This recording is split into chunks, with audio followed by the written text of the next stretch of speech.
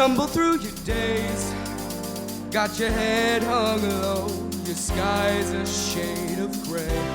Like you're lost inside a maze, you're asleep inside, but you can shake away, 'cause you're just a dead man walk, thinking that's your only option. But you can flip the switch and brighten up your darkness. Sun is up and the colors blinding, take the world and redefine it. Leave behind your narrow mind, you'll never be the same. Come alive, come alive, go and light your light, let it burn so bright, reaching up to the sky, and it's open wide, you're electrified.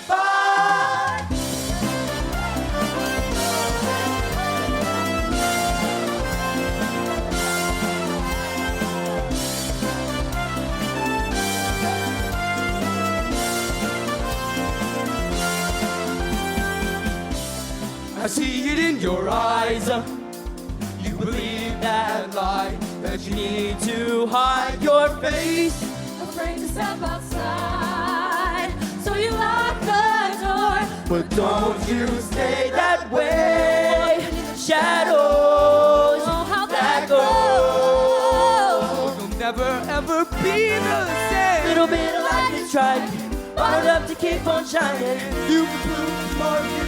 You cannot be afraid, And the world becomes a fantasy any more than you could ever be. You're dreaming with your eyes wide open, and we know we can't go back again to the world that we were living in. You're dreaming with your eyes wide open, so come alive. Come one, come on, come in, come on. to anyone who's bursting with a dream. Come on, come on, you hear the call. To anyone who's searching for a way to break free. Break free, break free. And the world becomes a fantasy, and you're more than you could ever be. You're dreaming with your eyes wide open, and we know we can't go back again to the world that we were living in. 'Cause you're dreaming with your eyes wide open. The world becomes a fantasy, more than you could ever be. You're dreaming with your eyes wide open, and we know we can't go back again to the world that we were living in. You're dreaming with your eyes wide open. You're dreaming with your eyes wide open. So come alive.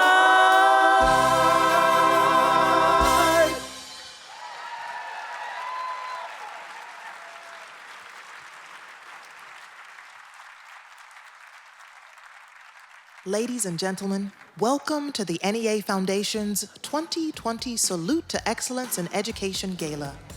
Please welcome the chair of the NEA Foundation Board of Directors, Kevin Anderson.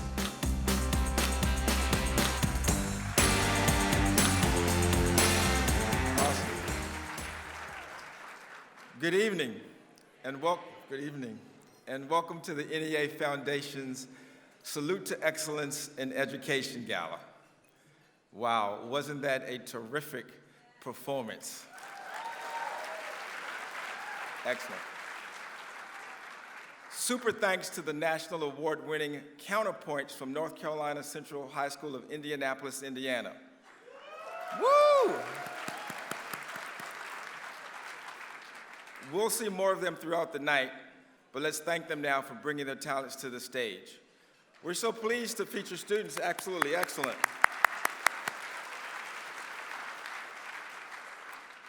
We're so pleased to feature students in our program this evening. Now please, enjoy your dinner while I share some thoughts and news with you. One fact that we like to share is that we are once again streaming the gala live on the NEA Foundation's website. Tonight, we are joined by more than 800 individuals and hundreds more via live stream, including hundreds of educators, national NEA leaders representing nearly 3 million public school employees, top executives from our corporate sponsors, national philanthropic leaders, public school advocates, and many, many others. So we welcome all who are joining us tonight.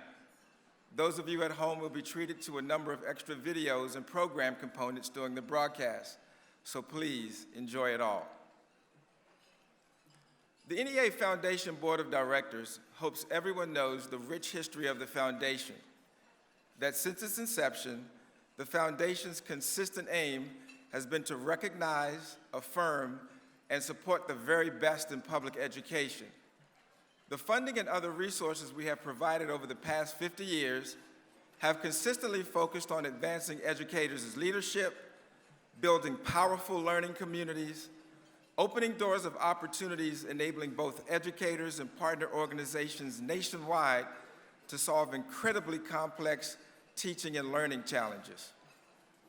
As we close a year of celebration for our 50th anniversary, the board and staff of the foundation are also engaged in a strategic refresh of the foundation's work.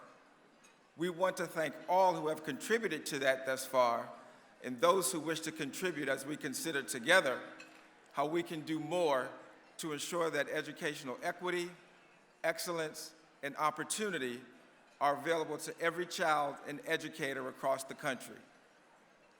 At this critical time in our nation's history, we want to affirm through all that we say and do that children's family income, ethnicity, national origin, gender identity, ability, immigration status, or English language proficiency should not and must not determine children's educational opportunities or outcomes. Yes. Even where these differences and disparities persist, however, we are grateful for educators who overcome the inherent challenges to provide all children with the love, support, and instruction they need to thrive and excel. Tonight, we'll pay tribute to just a sampling of the outstanding leaders nationwide who exude this love for all children. The educators and the education support professionals who each day are truly champions for children. Excellent. The champions that we celebrate tonight have been selected from among thousands in each state. From among the many, you will meet the 2020 recipient of the Harriet Sanford Award for Distinguished Global Learning, the California Casualty Awardees, including the 5 Horseman Awardee finalists. We'll honor First National Bank of Omaha's Outstanding Service to Public Education Awardee and close the night with the announcement of the NEA Member Benefits 2020 Award for Teaching Excellence. You can tell we have many special moments ahead, and we also have a lot of fun and entertainment to go along with them. So let's get the celebration underway.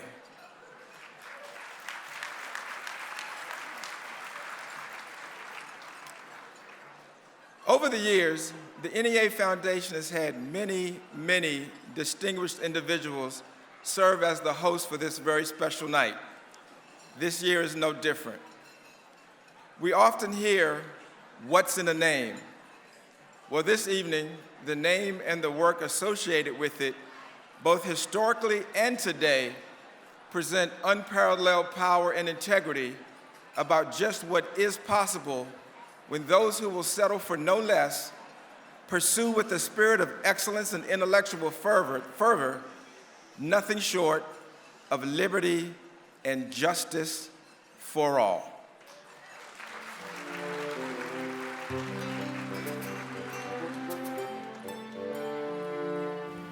I was recently asked what my father, Justice Thurgood Marshall, would say if he were with us as we celebrate and commemorate the 50th anniversary of the Civil Rights Act. While he would be pleased with the progress that our nation has made in the area of civil rights, he would not be satisfied because there is still much more work yet to be done. I think he would use the very same words that he spoke on July 4th, 1992, when he was awarded the Liberty Medal in Philadelphia.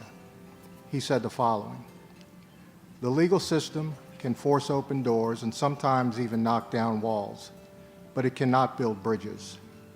That job belongs to you and me. The country can't do it. Afro and white, rich and poor, educated and illiterate, our fates are bound together. We can run from each other, but we cannot escape each other. We will only attain freedom if we learn to appreciate what is different and muster the courage to discover what is fundamentally the same. America's diversity offers so much richness and opportunity. Take a chance, won't you? Knock down the fences which divide. Tear apart the walls that imprison you. Reach out. Freedom lies just on the other side. We shall have liberty for all.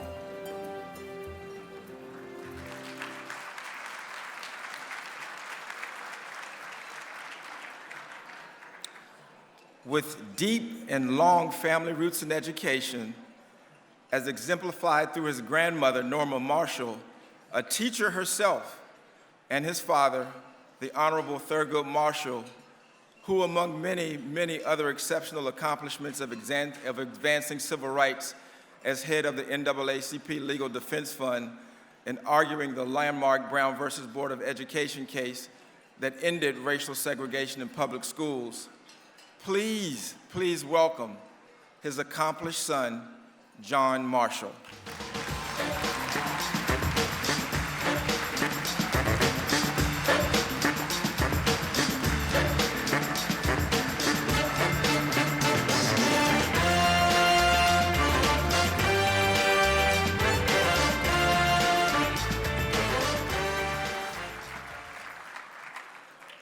Thank you and good evening. I too want to welcome you to a night saluting excellence in education. From preschool to advanced degrees, tonight we celebrate the many aspects, moments, and special individuals who touch the public education lives of our children. I have a small confession to make. You often hear hosts at events such as these say that it's a pleasure to be with you, and I have no doubt they are sincere. I myself have said that on numerous occasions. But my confession is that it's far more than a pleasure. It is a true honor to be with you as your host.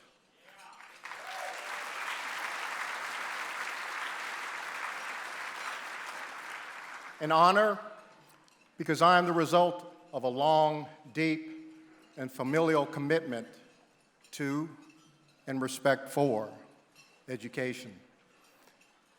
In the real estate business, the key to success is location, location, location.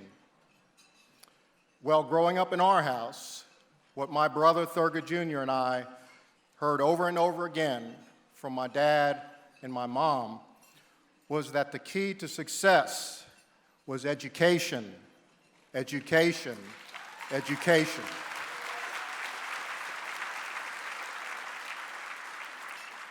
From my earliest memories, that was the mantra of the Marshall family. Though not merely from my mom and dad, but from my grandma Norma, who was a kindergarten teacher for 35 years in Baltimore.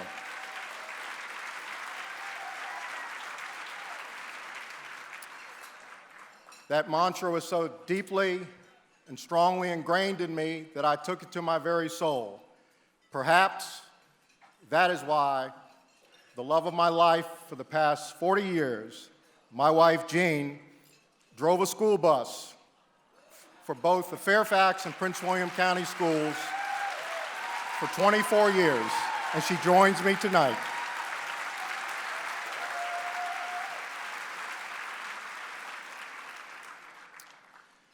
I do understand many of the daily challenges facing educators today, not merely from raising our two daughters, but during my 14 years with the Virginia State Police, I spent over half of my time as an instructor, including an assignment as a full-time member of our training academy staff. That classroom was not as tough as modern-day middle school, I'm sure. I'm often asked what it was like growing up as one of Thurgood Marshall's sons. I always begin my answer by saying that when your father won 29 out of 32 cases he argued before the United States Supreme Court, your chances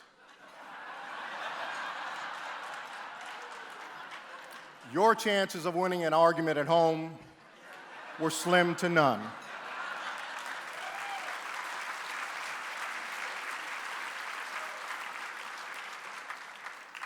Fortunately, I am fairly certain we won't be faced with any arguments for resolution tonight, because there is no question that we are all here for the same thing, a wonderful evening.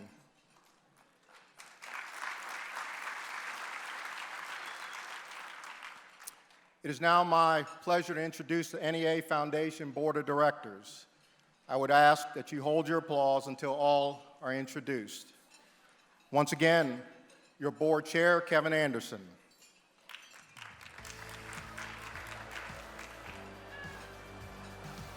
Vice Chair, Valerie Lassiter. Secretary Treasurer, Joy Whitlow. Immediate past chair, Sharon Gallagher Fishbaugh. Nick Archuleta.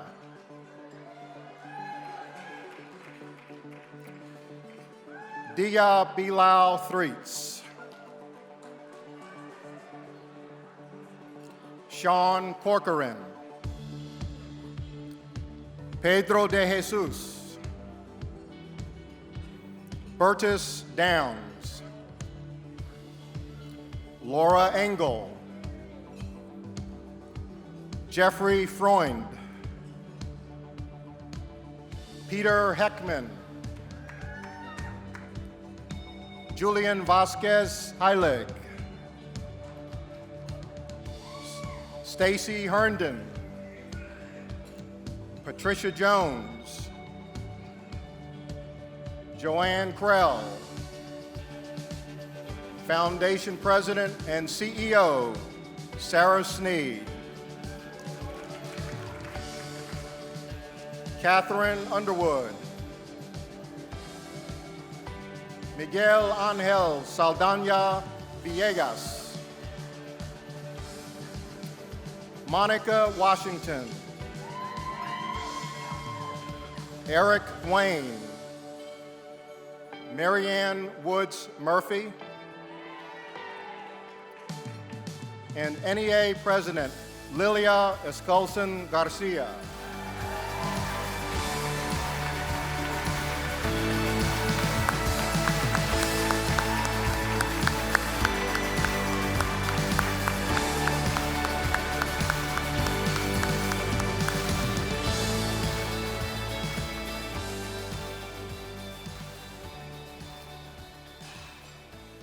Please help me recognize with your applause these members of the NEA Foundation Board of Directors.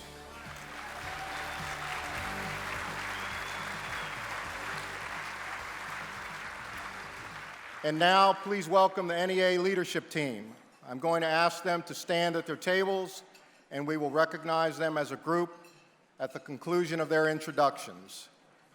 Once again, NEA President Lily Escalson Garcia. Vice President Becky Pringle.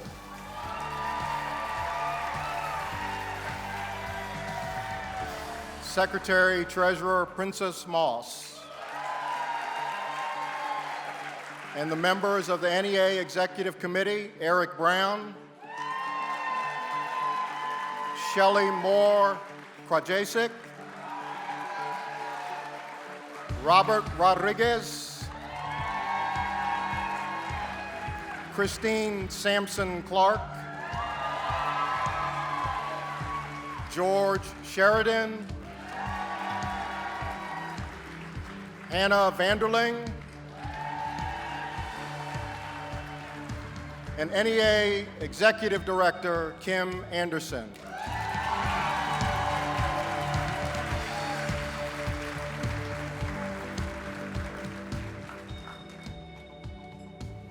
Once again, please, a round of applause for your committed union leaders.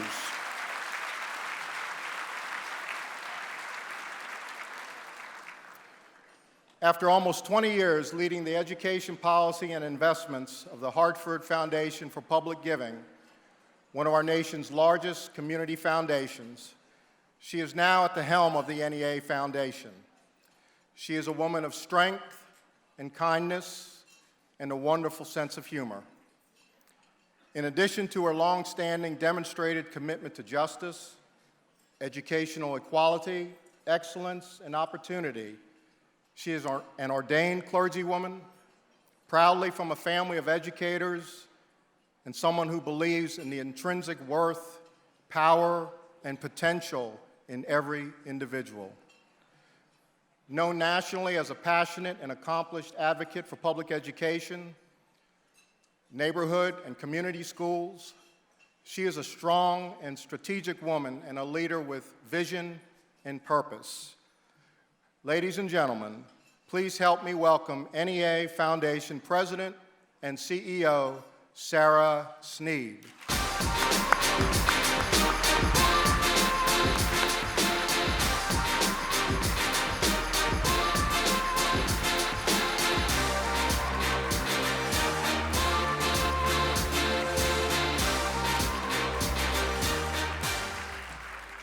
Thank you, John, and good evening, everyone.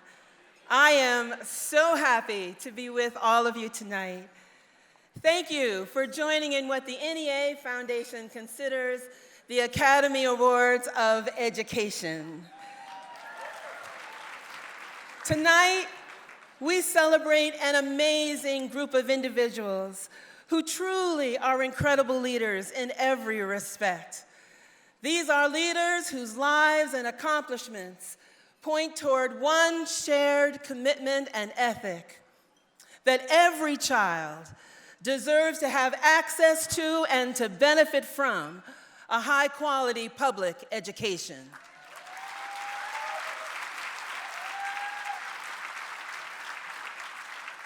Tonight, we celebrate those who understand that children bring their whole selves to school. And we celebrate schools that embrace the notion that children need many varied types of supports, experiences, and opportunities to discover all that they can do and be. We celebrate all who are committed to protect and preserve public education.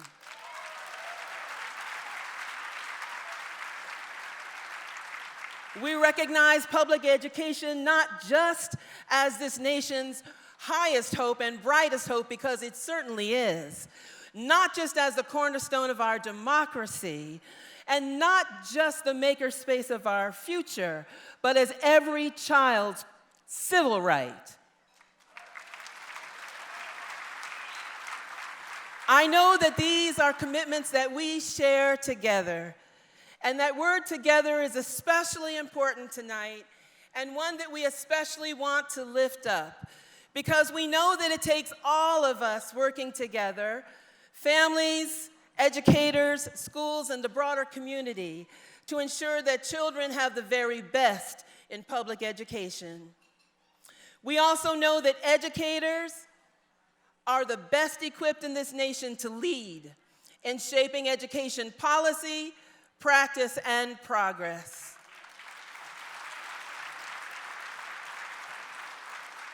So the foundation, along with you, we have a lot of hard work ahead of us. But tonight is a celebration and an affirmation of all that has already been done. And toward that end, I can't leave the mic without giving a special shout out and word of thanks to my indefatigable staff that are peppered all through this audience. Can y'all just stand for a second? Woohoo! These are the ones that make it happen, y'all. And thanks to my super board of directors for almost 1 full year with the NEA Foundation. I am so happy to be here with you. But now, let's let the celebration get started. Hermanas y hermanos, sisters and brothers, I'm NEA President Lily Eskelsen Garcia. And like all of you, I want a bright future for our students, families, and communities. We are educators, and we are activists. And we face the awesome responsibility of our profession to comfort our students, to alleviate their fears, and to be a force for good in the world. It takes a shared responsibility between parents, teachers, and the entire school community to ensure that every child is given equal access to a quality public education. You connect with students, inspire them, unlock their potential. Thank you for your dedication, creativity, and passion. The National Education Association is proud to stand with you and work alongside you for great public schools for every student.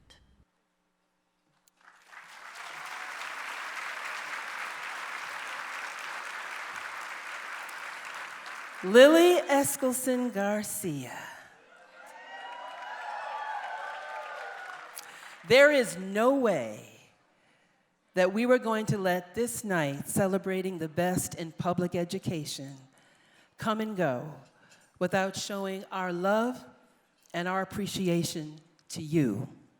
First, for who you are, and also for all that you have committed and contributed over all of these years to children, to educators, to all of us. If we had guitars, and you should be glad that we don't, we would pull them out and we would sing a song to you. But since time won't permit that, we simply want to say thank you.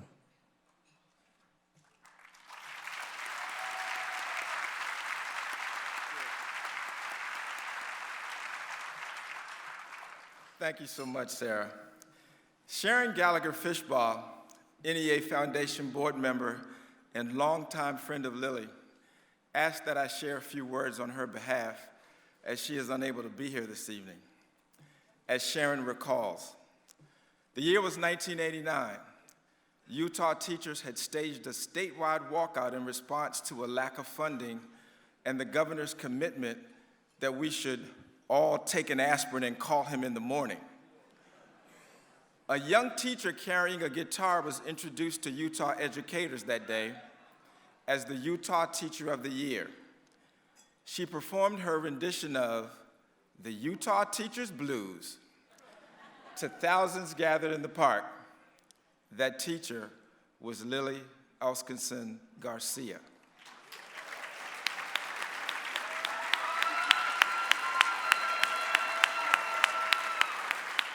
From that day in Liberty Park to this moment, her voice is one of strength and vigilance in her fight for children in public education. Sharon asked several colleagues from Utah to give descriptors for Lily, words like fearless, strong, advocate, humorous, social justice warrior, and yes, a talker, but also a fierce friend. Lily's door is always open. She will tell you straight up how she feels, and that kind of honesty is rare these days. Lily, please let me add my thanks and the thanks of the entire board of directors of the NEA Foundation to those of Sarah and Sharon. Let us welcome and honor our champion, Lily Eskelson Garcia. And joining us now on the stage is Lily's rock of support, her husband, Alberto.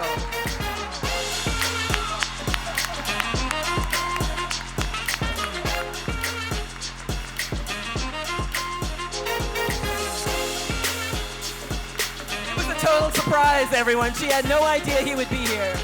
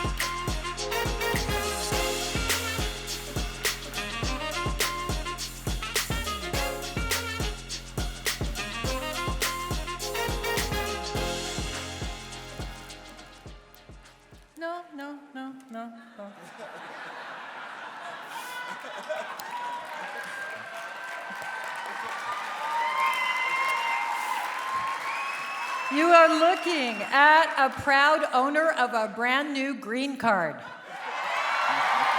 Yeah?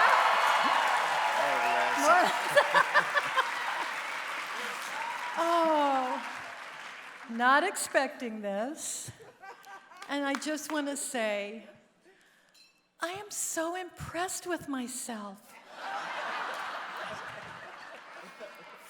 It's been a long time. It has been a long road, and I'm sitting with friends at this table of other unions. There are other people who love public education in this room right now who are invited to join us and see how wonderful we are. My message is not for them. You are going to love us. My message is for you, mis hermanos y hermanas. And Izzy, and Izzy. And by the way, bring your kids. We love when you bring your kids. Just do that. Alberto is over here, and I didn't know he was going to be here. That was so sweet. Oh, my God. But he loves us, too. I have to explain to him in my bad Spanish what I'm doing every day and why it's important to do it. And I'm glad he gets to be here for this night because it is a celebration of our heart. We love collective bargaining. We love organizing our union. Yay. But it's all in service to doing the work that makes someone else's child shine. And we do it so well. We are so proud. Our job is to love someone else's child into being what they were always meant to be. And I will never stop loving who we are. And I'll never stop loving you. Okay.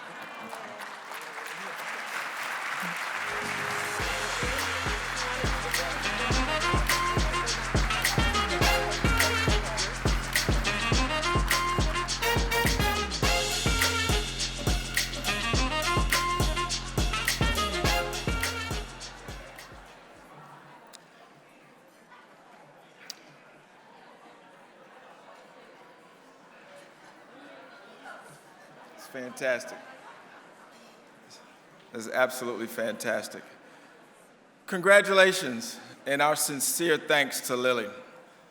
For those of you who had a chance to hear Lily, watch her in action, it's just absolutely fantastic. And our nation is very, very fortunate to have her as a leader. Again, thanks so much, Lily.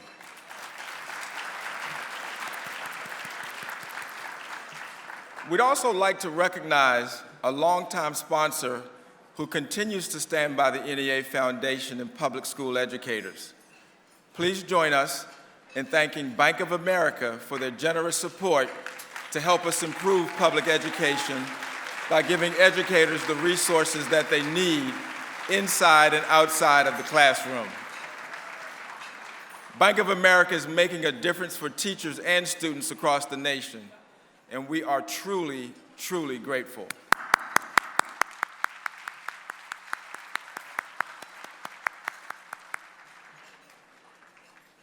Now, whether you're joining us at home or are right here with us, and if you're a tweeter, we want you to tweet about the gala.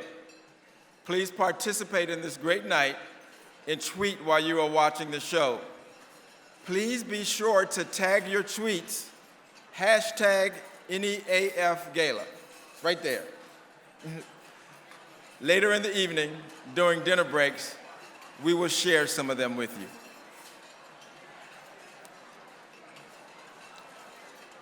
In her opening remarks, Sarah mentioned that schools, school systems, administrators, educators, families, and yes, the entire community share in the responsibility to ensure the quality education for all students.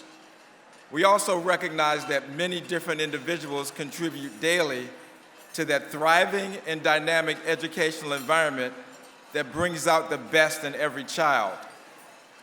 Tonight, we celebrate all educators and education support professionals who are true champions for children. Look to your left and look to your right. That's you and you.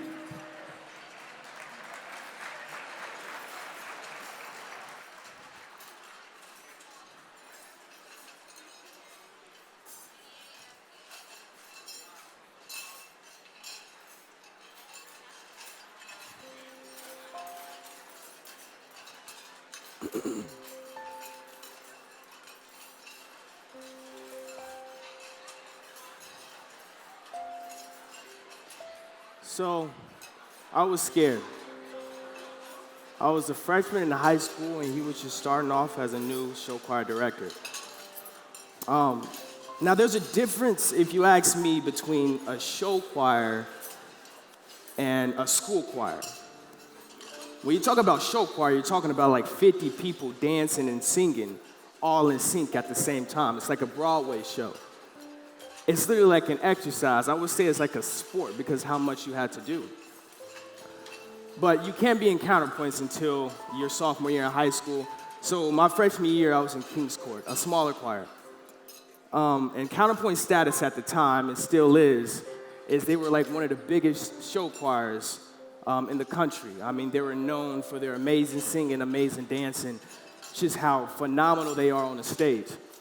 But my conversation with Mr. Ronick the first time, my friend said, yo, that's Mr. Ronick. He complimented me on the show, and my friend said, yo, that's Mr. Ronick. And I didn't know who Ronick was at the time, but I knew that he was a really big name. You know, if you met Mr. Ronick, then that means that's a really big deal. You have a shot to be in counterpoints. So when he told me that was Mr. Ronick, I said, like, no way. It was him. It was my first time meeting Mr. Ronick.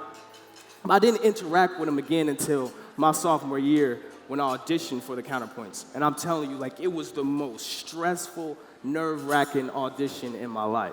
Because it's just, you've seen this amazing choir so much. You've seen them perform so much. You know how talented they are. You know, just being in this group would be like a dream come true as a freshman in high school. But Ronick had that persona of so welcoming and letting you know that everything is okay. Just relax, do your best, and your best outcome will come with that. But when I joined the counterpoints, it was, he was playing the piano, and he had to figure out what part we were going to sing. And my whole life, I've sang bass. I've always been a bass. I always thought I was a bass. I mean, I've sang bass like ever since I was a little kid. So he asks me before we do the audition, he says, so what part do you sing? And I said, oh, I'm a bass. He laughed like so hard. I've never seen him laugh so hard in his life. And I was like, I'm like looking at him in his straight face. I'm saying, what's so funny? And he says, you're not a bass, you're a tenor one. And I'm like, no, I'm not. Like, I'm literally a bass. I've sang bass forever. And right then and there, afterwards, I've always sung tenor one. Every song I've ever sang, every solo I've ever had, I've always sang tenor one.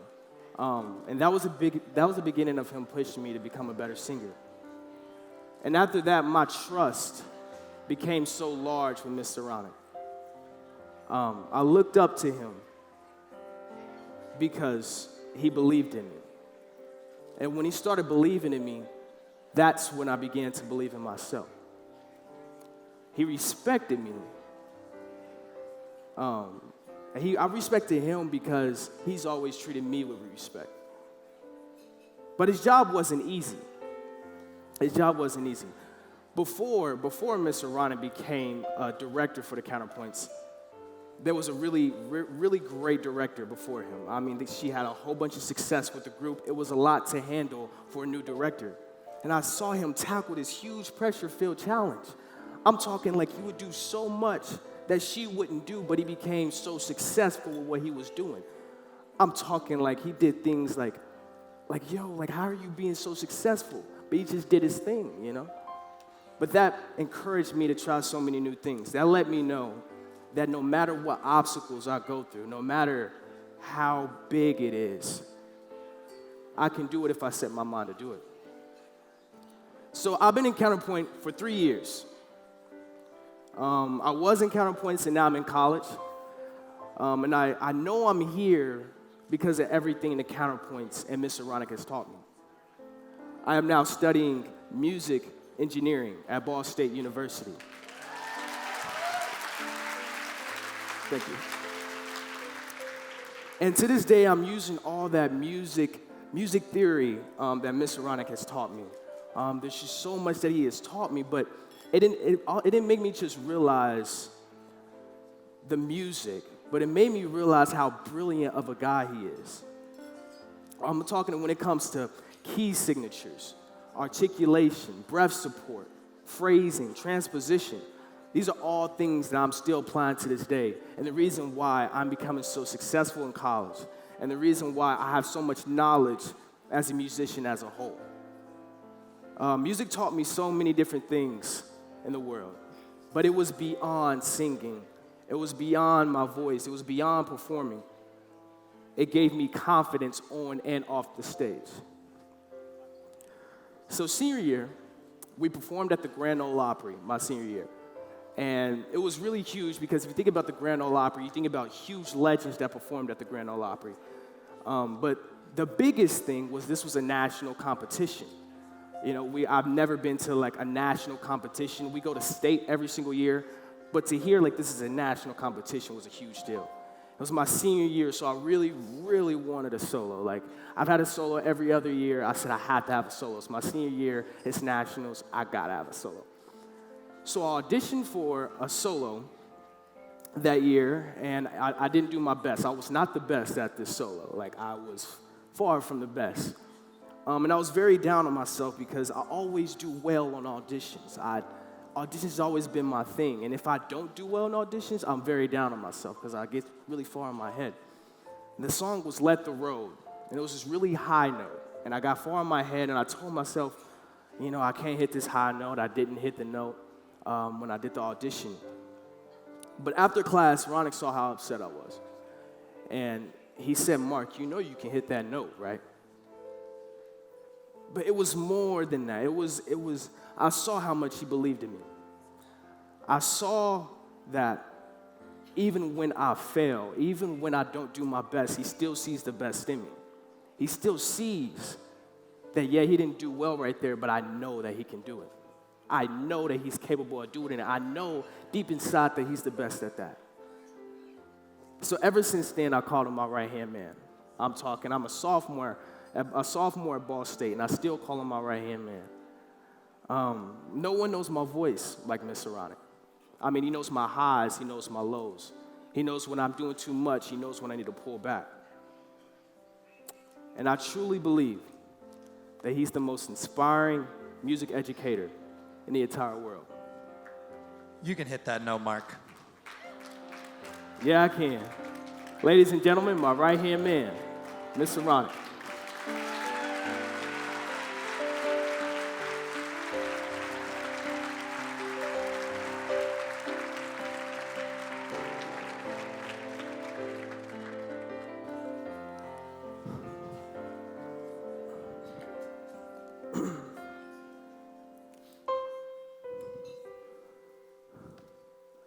I don't need you to love me. I don't need you to love.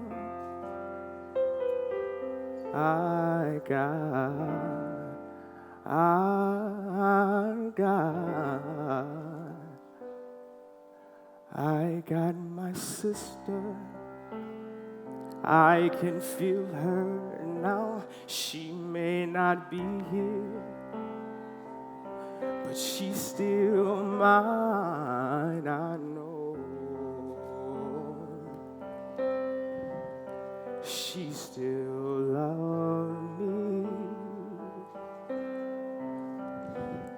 I got my children. I can't hold them now. They may not be here, but they still mine, and I hope I still love them. Got a mouse, it still keeps the cold out. I got my tail when my body can't hold out. Got my hands doing good like they supposed to. Showing my heart to the folks that I'm close to. Yeah, my eyes, no, they don't see as far now. They see more about how things really are now. I'm gonna take a deep breath. I'm gonna hold my head up. I'm gonna put my shoulders back and look them straight in the eye. I'm gonna flirt with somebody when they walk by. I'm gonna sing a sing. I believe I have inside of me everything that I need to live a bountiful life with all the love alive in me.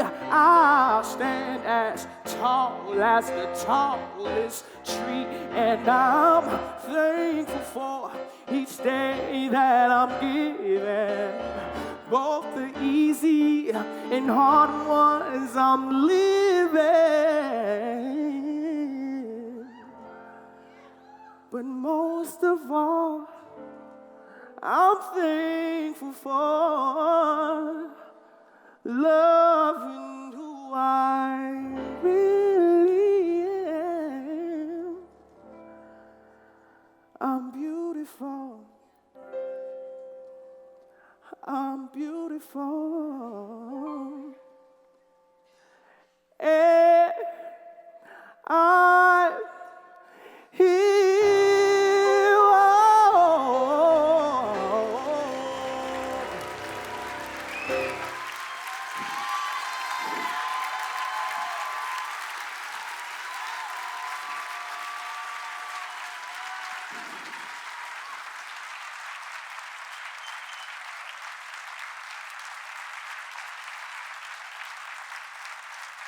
Coming up in the next portion of our evening, we recognize the first of our 5 Horace Mann finalists, offer a special thank you, and hear more from our champions for children.